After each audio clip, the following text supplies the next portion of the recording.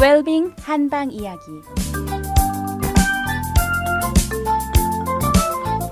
안녕하세요.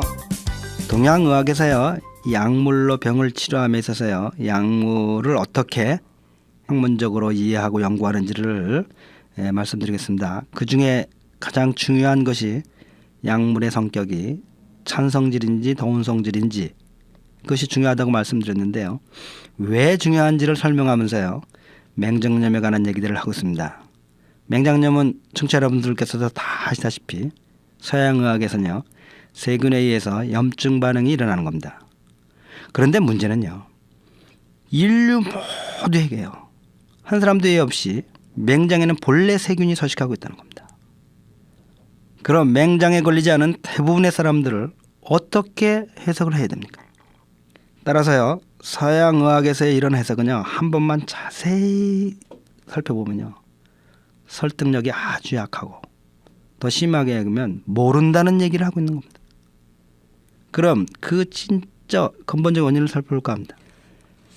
자, 이 지구상에는요, 단세포 생명들이 있습니다. 박테리아, 바이러스 등 아주 작은 세포 하나로 생명을 유지해가는 생명체들인데요. 이를 학문적으로 모두 통틀어서 미생물이라고 합니다. 아주 작은 생물이라는 거죠. 그중에서 우리가 세균이라고 하는 건요, 이런 미생물들 중에 우리 몸에 병을 일으키면 그때 그를 세균이라고 부르는 겁니다. 사실 우리 몸의 장에는요, 아주 다양한 미생물들이 서식하고 있습니다. 이 다양한 미생물들이요, 우리 몸의 장에 서식을 하면서 우리 몸의 소화기 계통이 원활히 작동을 하도록 도와주고 있는 겁니다. 만약에 우리 몸의 장에요, 미생물들이 전혀 존재하지 않는다면요, 우리 몸의 소화기 계통이, 대장과 소장이 제대로 작용을 할 수가 없는 겁니다. 마치도요, 악어와 악어새와 같이 서로 공존하는 겁니다. 우리 몸은요, 장내에 세균이 서식할 수 있는 거처를 마련해 주고요, 세균은 자기들의 활동을 통해서 반대로 우리 몸의 건강을 유지해 주는 겁니다. 즉 공생관계입니다. 그런데요, 이 미생물의 특징이 있습니다. 이 미생물이요, 그 성질이 아주 다양하다는 겁니다. 어떤 것들은요, 산소를 아주 싫어하고요, 어떤 것들은요, 산소를 아주 좋아합니다. 예를 들면요, 에이즈 바이러스 같은 경우는요, 산소를 굉장히 싫어합니다. 만약에 에이즈 바이러스가 산소를 좋아해서 이 공기 중에 나와서 오래 살고 전염이 된다면요, 인류는 정말 공포에 빠졌을 겁니다. 근데 그런 에이즈균들은요, 이 공기 중에 나오면 기력을 잃어버리는 겁니다. 산소 싫어하고요. 반대로요, 아주 고온에서 잘 활기를 치는 미생물들이 있고요, 아주 저온에서 활기를 치는 미생물들이 있고요, 또 반대로는요, 습도가 아주 많은 곳에서 활기를 치는 미생물들이 있고요, 반대로요, 습도가 낮은 곳에서 활기를 치는 미생물들이 있고, 이렇게 미생물의 성질들은 아주 다양합니다. 그런데요, 이런 다양한 미생물들이요, 우리 장이라고 하는 인체의 조건이 뭡니까?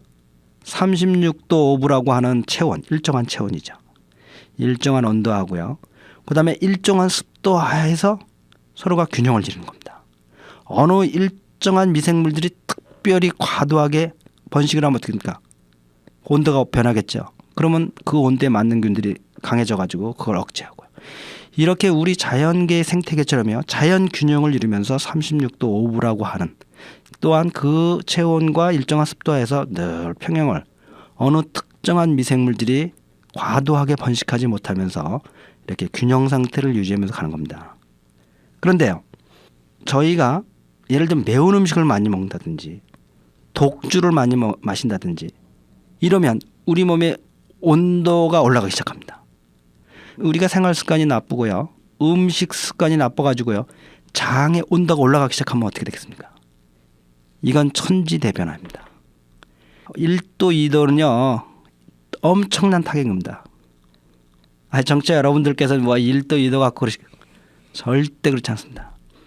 지금 지구가요, 산업혁명 이후로요, 200년이 지나서요, 지구의 온난화, 지구가 더워진다는 것 때문에 지금 모든 생태학자들이 난립니다. 지금 이렇게 계속 가면 지구는 위험한 상황에 빠져 인간이 존재할 수가 없다 그러는데요, 200년 동안 몇 도가 변한 줄 알았습니까? 평균 온도가 2도 이상이 안 올라갔습니다. 이제. 평균 온도가요, 1, 2도의 변화가 인류에게도 엄청난 자연재앙으로 오는데요, 아주 작은 미생물들에 있어서의 변화는 어떻겠습니까? 천지개벽과 같은 변화가 일어나는 겁니다. 그래서 이 장내 온도가 올라가고 습도가 올라가게 되면 어떻게 되겠습니까? 원래의 평상 온도와 기온이 다르기 때문에 그 특별한 온도와 습도에 적합한 미생물들이 활기를 치기 시작하고요. 나머지 모든 미생물들은 어떻게 되겠습니까? 힘을 잃어버리는 겁니다. 거기에 적응했던 기본 전제가 바뀌었기 때문입니다.